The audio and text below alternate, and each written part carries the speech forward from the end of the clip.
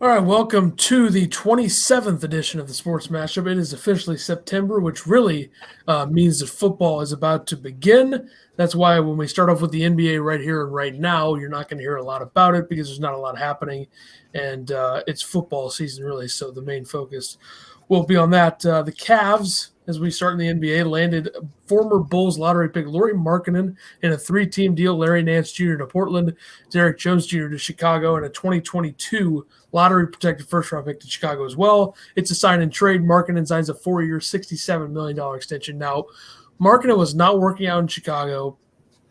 I had high hopes. I loved him coming out of Arizona. Hasn't worked out. Didn't fit there. Chicago's going in a different direction. Makes sense for them to move on. I think he'll be okay in Cleveland. I do think this is a lot of money, though. Yeah, and Larry Nance Jr. has just been moved around since he left LA. Yeah, I don't know what kind of role he's going to have in Portland, but I don't expect it to be a big one at this point. And then I knew there was rumors that Markkanen was going to go to Dallas, which I wasn't a fan of. To get him and Luka and Porzingis all together with Hardaway. Yeah, I think that would have been a good fit. Cleveland's just a place where he's going to play a lot, and they're not going to be very good, at least for now. You never know. Taco Fall just agreed to a 1-year deal with the Cavs. Sure, he'll turn the whole thing around for him. Definitely. They're bringing in both of them. That's going to be a force if they're on the floor at the same time, even though Markkanen is more of a stretch four type, but watch out. And then the last of the NBA, the Hawks and Capella reached a 2-year, $46 million extension. I mean, it makes sense, short-term deal. They already have a lot of young talent. We saw Trae Young get paid already. John Collins got paid, so young core. Capella's a walking double-double. Yeah, he's moved around as well. Rockets to Atlanta, and he fits the mold there. I mean, he's a good five to have, rim protector type. He gets like probably two something or three blocks on average a game. Gets at least 10 points and at least 10 boards every game. So it makes sense to get the deal done. Let's go to the NFL. We have a lot of things happening as we are 1 week away from the 28th episode, which will be one where we predict the season and all that, and preview and make week one picks. But Ravens second-year running back J.K. Dobbins is out for the year with a torn ACL, so a big blow there, and the value in fantasy for Gus Edwards goes up with this happening for sure. Yeah, and I know a lot of people are hating on Harbaugh for him playing in the last preseason game, but the Ravens are like the last team in the league with their starters playing minutes. So, I mean, it was a freak accident. He was on the field. This was his 9th play of the game. Yeah, it's just one of those things. I think we see it every year with somebody, and hopefully he'll be back next season.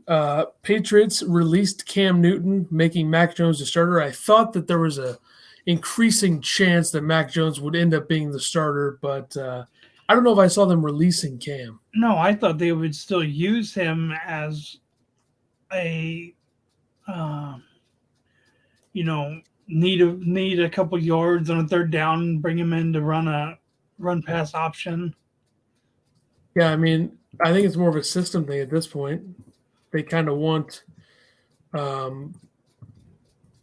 certain guys that are more pocket passers to be in the room. And I don't know which they have. I don't know what older quarterback they have, but they released him before this transaction, so then they could sign him back to be the backup, and then they still have Stidham to be their third quarterback.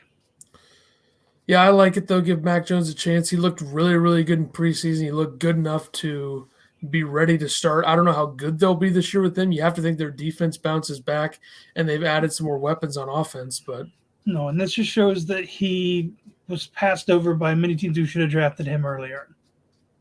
Yeah, I mean, he's shown that he can do it, and obviously being a Nick Saban quarterback or a player from Alabama, we know the ties that Belichick and Saban have. So, and then with the quarterbacks, the Niners released Sudfield, they're only carrying 2 quarterbacks on their roster. Yeah, I kind of wonder what happens there. I think the Bears Garoppolo Lance situation is going to end up being similar to the Dalton Fields situation in Chicago. I think Lance is going to get to play at some point. So we'll see.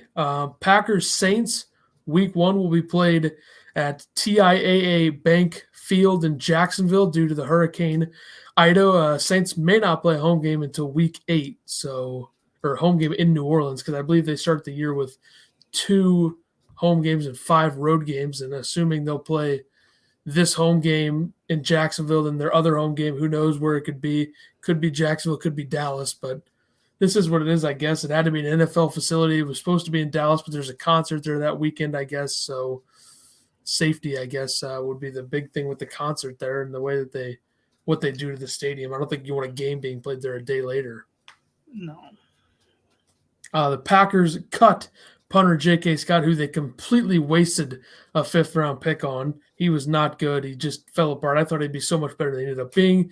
They used another pick, a 6th-round pick, to trade to the Rams for Corey Bojorquez, I believe is how you say his name, and a 7th-round pick. So new punter. They need a new punter. It's important to have a good punter unless the offense is good like it was last year when Rodgers had more touchdowns than Scott had punts, but it's good to have a good punter when it's very cold. So and J.K. Scott used to boom the ball in college. He did it in the NFL too. He's just so inconsistent and not very accurate. Who I'm surprised it's still not back on an NFL roster is the Raiders' old punter. Marquette King? Yeah. Yeah, I don't know what happened to him. Like, I don't think he had a bad year or whatever, and then he signed and he was on like the Rams or St. Louis's XFL team. Yeah. Yep. But I'm sure you could have signed him and not had to trade away the pick. Yeah, I don't know. Bojorquez wasn't going to get to play for the Rams, so the Rams get something for him. The Packers were desperate, and I guess they really gave up on J.K. Scott, which I think was the right move to begin with. Now I prefer to not trade a pick to get a punter, but whatever. We'll see how it works. Vikings acquired tight end Chris Herndon from the Jets, who's kind of been an underachiever. Irv Smith Jr. is going to miss some time to start the season for the Vikings. He's out for the rest of the season. Is he out for the rest of the season? Yeah. Well, then this makes sense because Chris Herndon's a guy that has potential. It hasn't been gotten because I think big part of it is injuries in the Jets, system changing so much and being, so volatile over the last few years that kind of hurt his career. And now who does that leave them to have a tight end?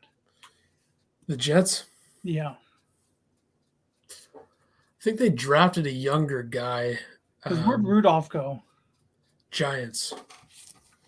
Let me see the Jets depth chart here.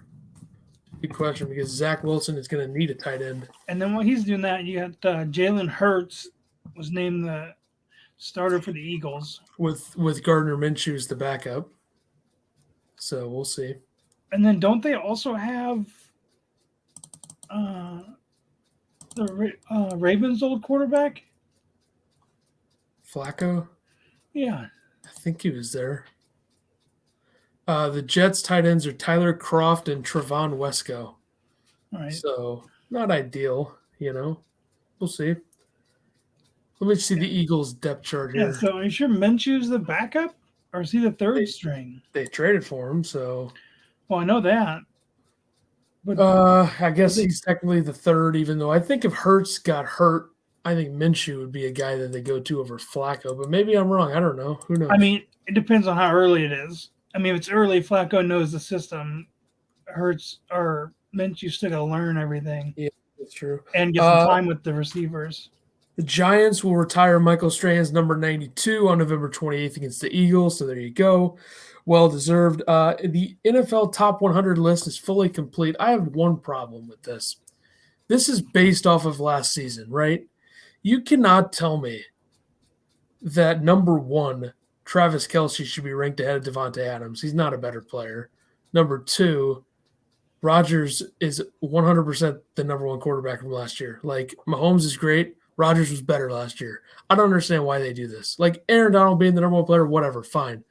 You cannot have the MVP quarterback who significantly outplayed Mahomes in the last few weeks of the season behind Mahomes. It just doesn't make any sense. I don't get it. And Josh Allen, great season. I think there's guys in the 11 through 20 that probably should have been ranked ahead of him. But whatever. Yeah, seeing TJ Watt up there is kind of surprising. He's good, though, at least, you know. Well, I'm not saying that.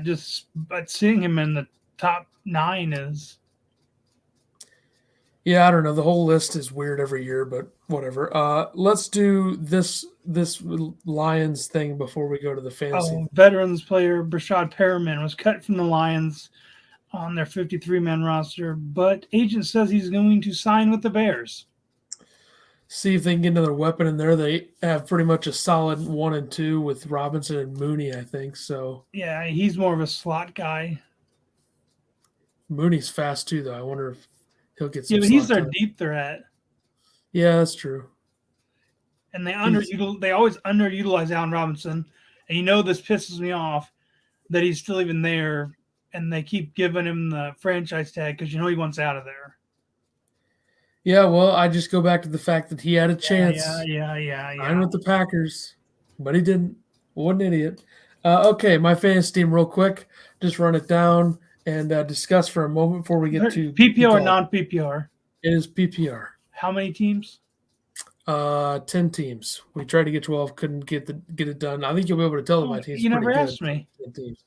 Well, I didn't know if you wanted to be in multiple leagues, and then we would have had to get someone else after you. It would have been 12. It's a whole big thing, but I think it's for the best of the podcast. We're in separate leagues because it kind of there's diversity in terms of 22 total teams, and the results. Okay, so my quarterback is Aaron Rodgers. Now that's not because I'm a Packer fan. I wanted to take Herbert, and I was waiting to take Herbert, and he got taken in the round where I was going to take him, so couldn't get Herbert. Got Rodgers. I'm fine with it. Which I drafted Aaron Jones in the first round because Nick Chubb got taken right before my pick. So I ended up with the running back and quarterback on the same team, but I don't expect that to be too big of an issue. What pick did you have out of 7? And it was a snake draft? Yeah. My other running back is Josh Jacobs, who I believe I got in the 4th round. So we have the same quarterback and one of the same running backs. I think Josh Jacobs has kind of fallen off a little bit in terms of fantasy value. He used to be like a 2nd-round lock. But whatever. CeeDee Lamb I picked early. I got Julio Jones in the 5th round, which I think is a complete steal if he's healthy. I'm telling you, if he's healthy, he's going to produce. I don't trust that offense and throwing the ball. But it's not like I took him in the top 3 rounds. I mean, 5th round is pretty good. I don't know how he's going to do. Travis Kelce, my tight end. Should put up some numbers. My flex as of right now, this could change for week 1, is Kareem Hunt, which I'm a little worried about how many touches and score, how many times he's going to score with Nick Chubb there. He gets more of the goal line carries. So my bench receivers are Chase Claypool, Robbie Anderson, Mecole Hardman. Mecole Hardman I got in the 2nd to last round, so I think that's a steal, him being the number 2 in Kansas City. Running backs, I have, let's see, Phillip Lindsay's the only running back on my bench because I have Hunt as my 3rd, so Phillip Lindsay I got in the last round, and we'll see if he can, play better in Houston. We'll see. My backup tight end, Austin Hooper, who I was surprised to see late since he's going to be the number 1 for Cleveland. And then I when they traded for him last year, I thought they were going to use him more, and they barely threw the ball to him. I don't know if Baker Mayfield just doesn't like his throwing to tight ends.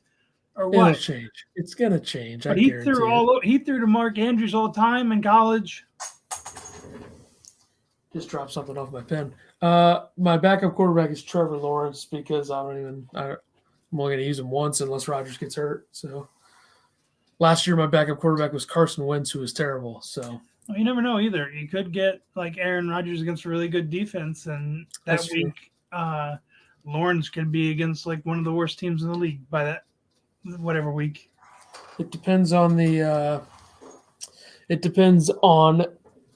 year that Rodgers is having, because sometimes, like last year, he didn't have one like truly bad regular season game. Yeah, I'm just saying, like if some team all of a sudden is like a standout defense, like the Niners when they have to play the Niners again, they always have trouble against them. And then like Trevor Lawrence is playing against like Houston. whatever defense at that point is horrible.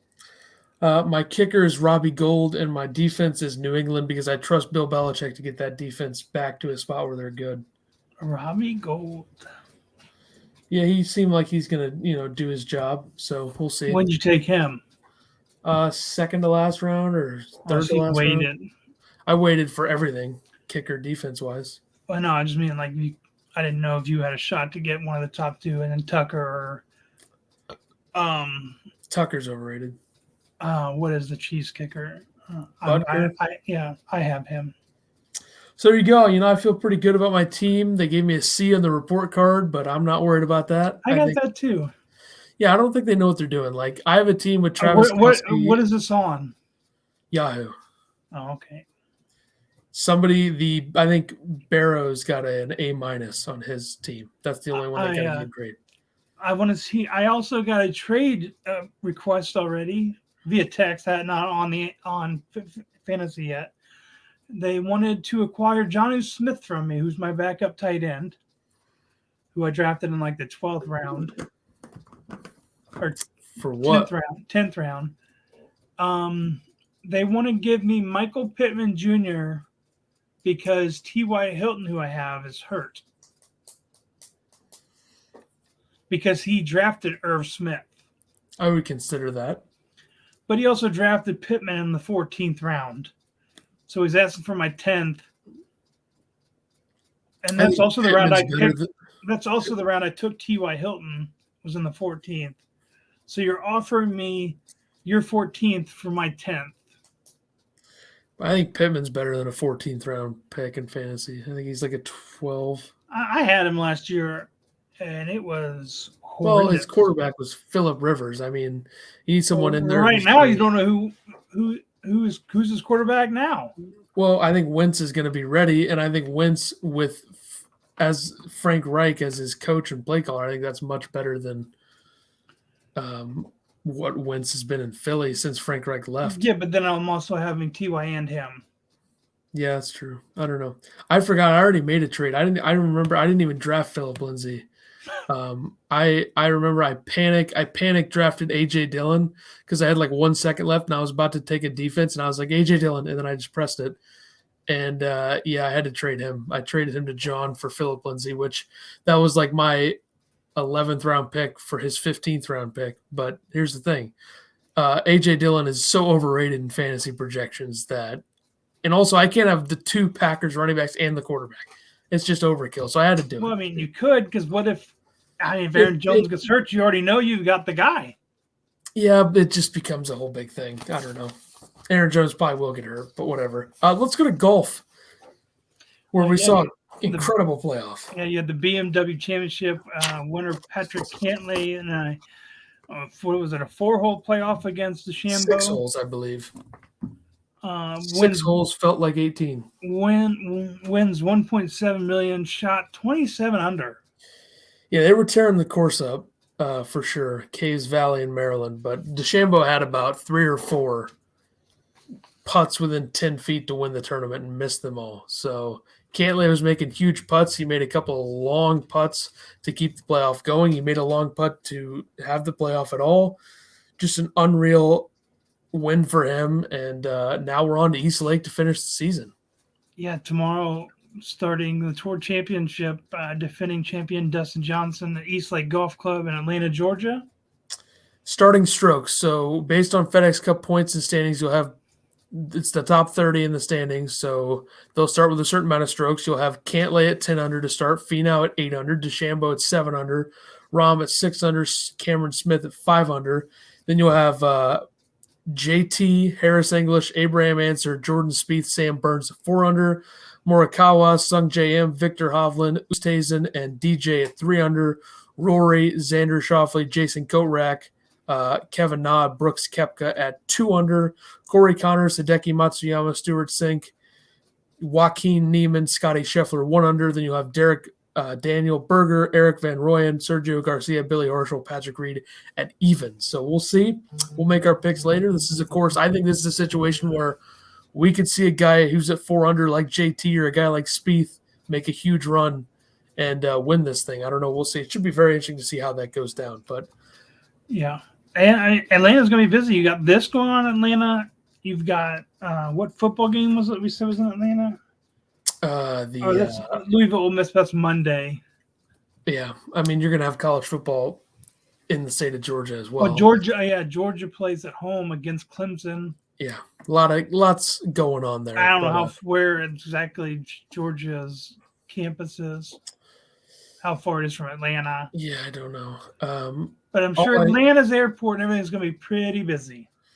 Yeah, this should be an interesting golf tournament. I'm excited to see how the season ends, and then we go on really to the Ryder Cup in a few weeks from now, USA versus the Europeans. So that'll be something we'll talk about. Who was it? Was it Spieth saying the other day that he doesn't care about a tour championship? He'd rather win a Ryder Cup? Somebody said that. I don't know if it was Spieth, but I would rather the USA win. Or was it Koepka? I don't know. I can't remember who said it. I know someone did. I don't remember who. Yeah. Let's go to Major League Baseball. The Mets just can't get out of their own way. This franchise is just unreal what's happened to them. Yeah, you had the thumbs down thing. They said they were doing that to the fans. So stupid. The whole thing was the management came out and said that they were going to fine the players, and they kept doing it. Then there was a rumor like 5 hours later that Baez could re-sign in Chicago.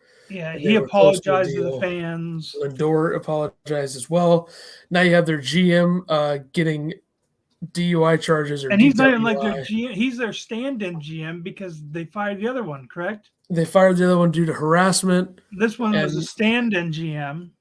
Pretty much. I don't know if I don't know if he was officially named the GM, but because the headline says he's the where is it? He's done. That's pretty much all. The acting GM. He's done. That's all this comes down to. He's gone. Apparently, he went to an event at Steve Cohen's house or something, and then everyone said it ended at 9 p.m., but these charges came at 4 a.m. So what a mess. And then let's not forget that Carlos Beltran gets the job to be the manager there last year. Astros thing happens, gets fired, hire Luis Rojas. I mean, they're just going to have to do a complete reset of not only the team, because a lot of players are underperforming, but management and coaching. So yeah, what a mess. I mean, the whole thing. They could change the owners. It doesn't matter. So a player that was rumored to be signed by the Mets in the offseason before he ended up signing in Washington, Brad Hand, who was traded to the Blue Jays at the deadline, just got DFA'd. He's been terrible. I never thought his stuff was that good to begin with, but he's gone in terms of designation for assignment from the Blue Jays. So there's that. Red Sox have a COVID outbreak. Exactly 1 month after they traded for him. Yeah, you don't see that very often. He's been bad, I guess. So the Red Sox have a COVID outbreak. 6 players have tested positive, including Xander Bogaerts and Matt Barnes and a few others. So this could upend their season. I mean, they could end up in a spot where they don't get that second wild card. It looks like the Yankees will end up running away with the first, but then the second, who's going to get it? I think it could be Oakland. It could be Toronto. Could come out of nowhere. So tough go for the Red Sox. Yeah, and then you got the Rays are 18-1 against AL East since July 29th. The third team in the divisional era, 1969 to do this. The last team to do it was the 2005 World Series winning White Sox. Yeah, I mean, this is a crazy stat, but it's easy. I mean, I know the Orioles are a major league team, but they played a lot of games against the Orioles in this stretch. And I think they went 17-1 or 18-1 against the Orioles themselves in the entire season. I mean, the Orioles started out like 8-2 or something, and they won like 6 of those games against the Red Sox. They swept the Red Sox to start the year. And like back-to-back series. The Orioles record is now. Let's see what the Orioles record is right now. While he's looking at it, the White Sox put Anderson on IL with a hamstring injury, and the Braves, Albies fouled the ball off his knee, was carried off the field. Not great. The MLB's top current teams are the Rays at 84-48, the Giants at 84-48, and the Dodgers at 84-49. Pretty good. San Fran finally lost their spot atop the top 3. Yeah, they are a half game ahead of the Dodgers. They've lost 3 in a row. And the worst team in the league is the Orioles at 41-90. So congrats to them. Yeah. All right. hockey stuff, real quick. A lot of extensions to discuss here.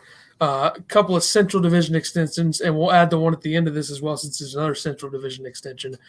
Chicago, Connor Murphy, defenseman, solid player, 4 years, $4.4 million annual average value. They're really trying to reshape that defense. You look at guys that they brought in, Jake McCabe, a solid player from Buffalo, as well as Seth Jones from Columbus. Nashville, re-signing Eli Tolvanen to a 3-year, $1.45 million annual average value deal. And the Blues just re-signed Colton Parayko to an 8-year, $52 million extension, $6.5 million per year, starts in 2022-2023.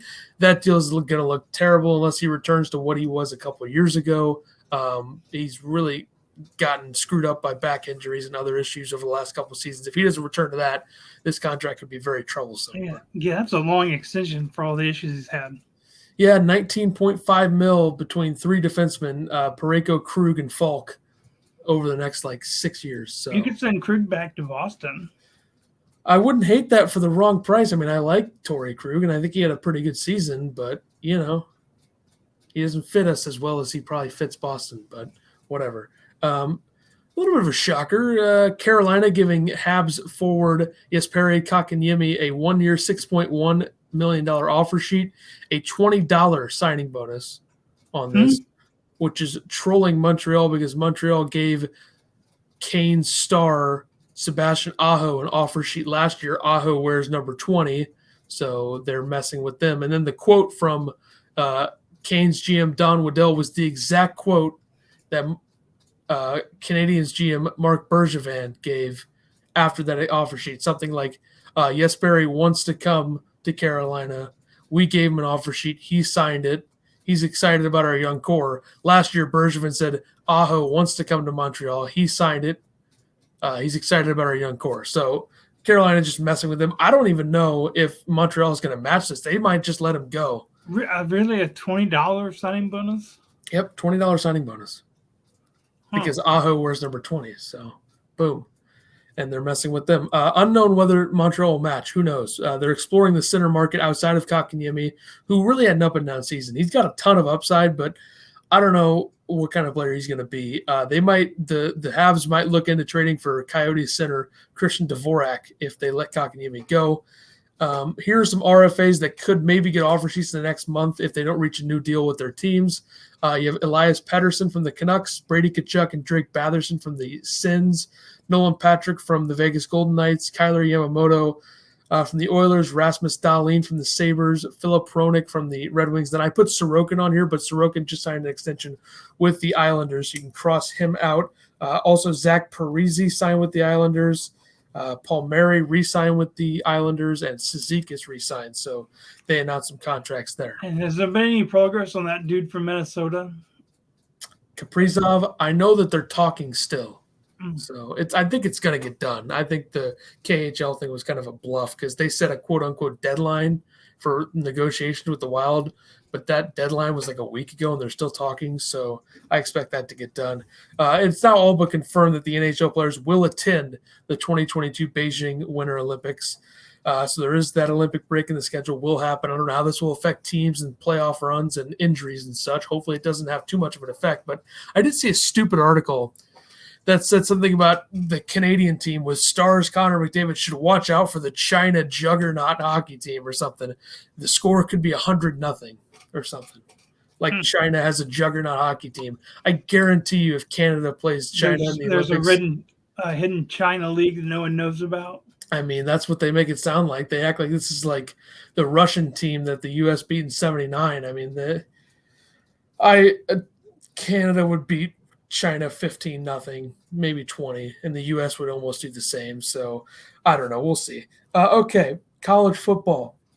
I like how Illinois. This is the only game you talk about. Illinois, the other games were blowouts. I'm saying this because last week you're like, Illinois is not my team. Oregon's my team. Oregon is my team, but I have a soft spot for Illinois being the basketball, Illini basketball guy that I am. But, hey, they beat them 30-22. Nebraska -7.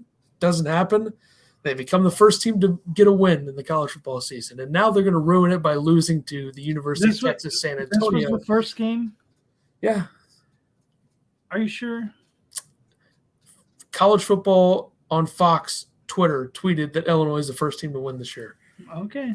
Taking their word for it. The Bielema era 1-0. They're going to be 1-1 when they lose to UTSA this weekend, but that's besides the point. So this week's slate is absolutely loaded. I don't think there's that much to talk about right now since we're making our picks at the end. But, I mean, there's some really good – I'm surprised at how many tremendous matchups there are. Alabama-Miami is a game that's going to get hyped up, and then Alabama's going to win like 38-10. But whatever. Clemson-Georgia is going to be a great game. Going to really give us a measurement of how the SEC at the top looks at the beginning of the year. Is anybody going to be able to catch Alabama? We'll see. And then you got LSU at UCLA. That'll be an interesting game. See Louisiana how Lafayette LSU's at offense Texas. is. That has Louisiana covering and maybe winning written all over it, both ranked teams. Because that's what, 21 versus 23 or 24? Yeah.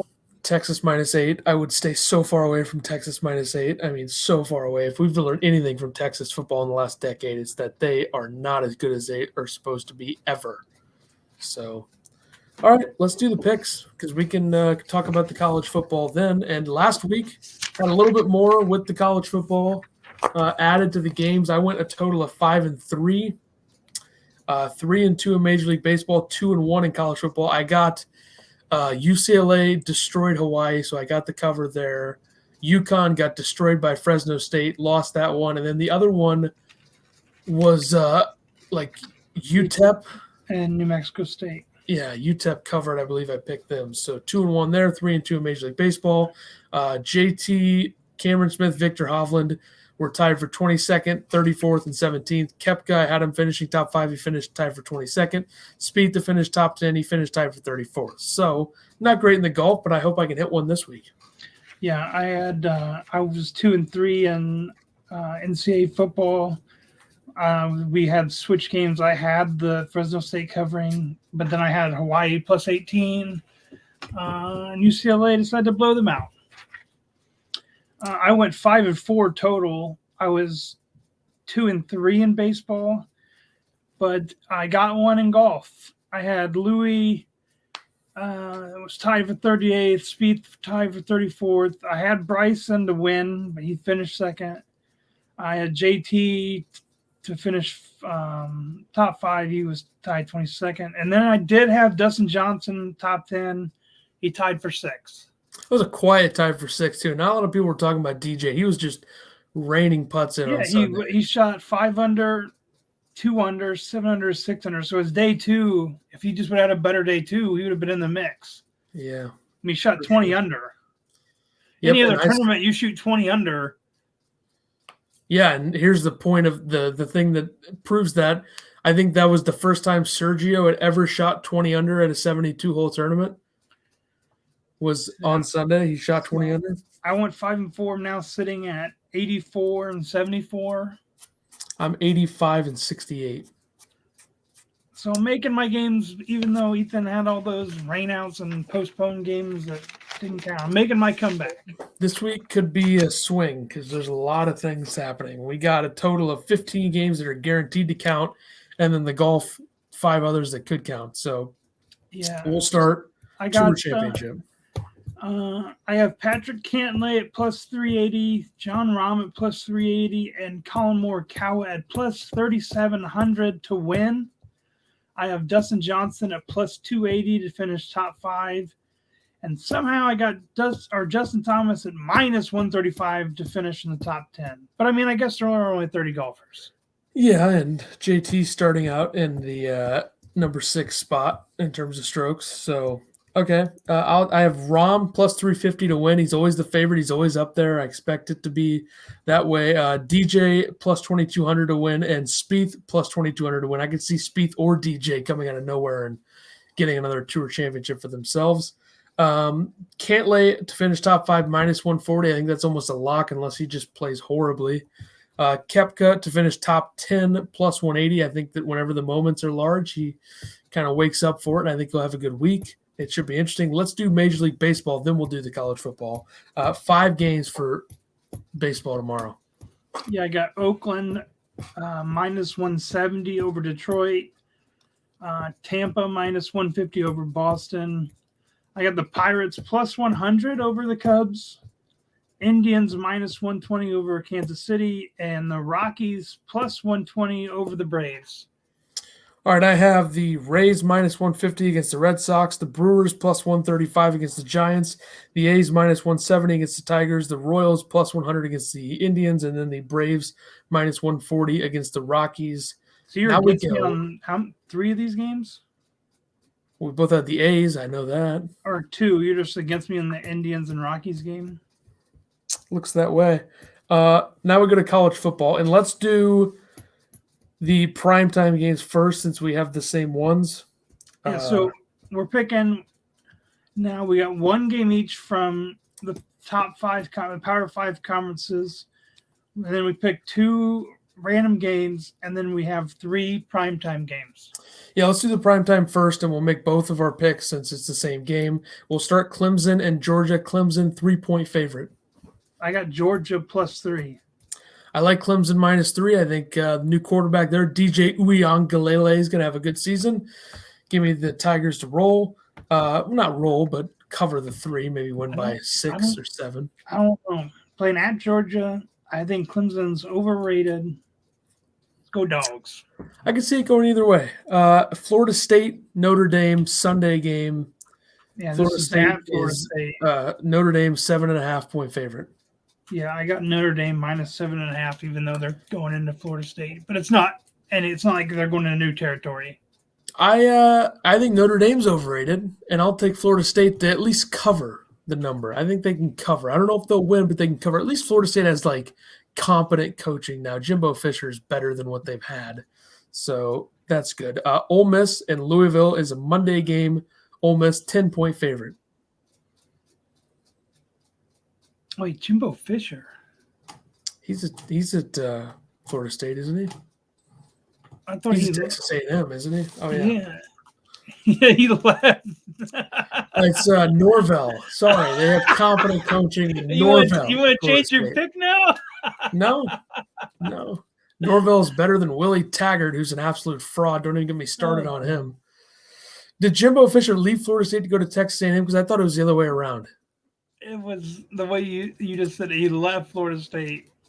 Not a great look for me, but I recovered. Norvell, I know who the coach is. I didn't even look that up. I knew they had better coaching than Willie Taggart, who's an absolute fraud and moron. But Louisville, Ole Miss minus 10 Monday. Who are you taking?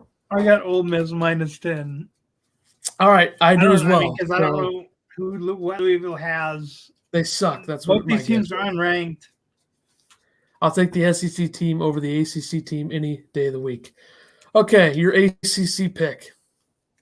I got North Carolina at Virginia Tech, UNC minus 5.5. That is also my pick, North Carolina minus 5.5. Big Ten. I got the Penn State at Wisconsin game. I have Penn State plus 5.5. Homer. Iowa minus 3.5. Hey, I'm not saying Penn State's going to win.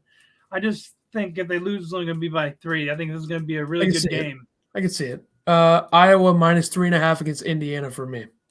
Big 12. I got Louisiana at Texas. I got Texas minus 8. I took Texas Tech minus 2.5 against Houston in the Big 12. Let's do SEC.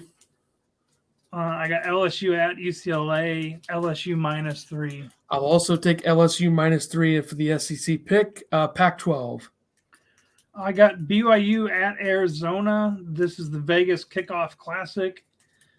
Zona plus 12.5.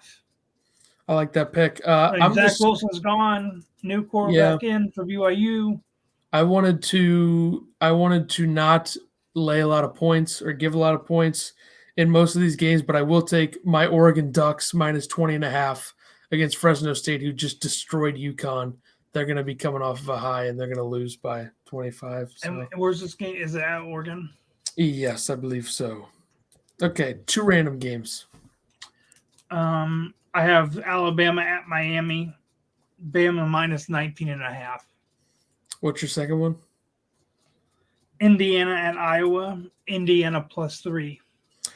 I have Louisiana covering the plus 8 against Texas, and then I have Michigan minus 17 against Western Michigan. It's about time that a Michigan team is actually like coming out of the gates winning games by a lot. They're supposed to win. Western Michigan always has that like sneaky game at some point in the year. Could happen. We'll see. I might get burned on that Was one. it's either them or Central Michigan always have one like upset game Or Eastern against Michigan or Michigan. Michigan State.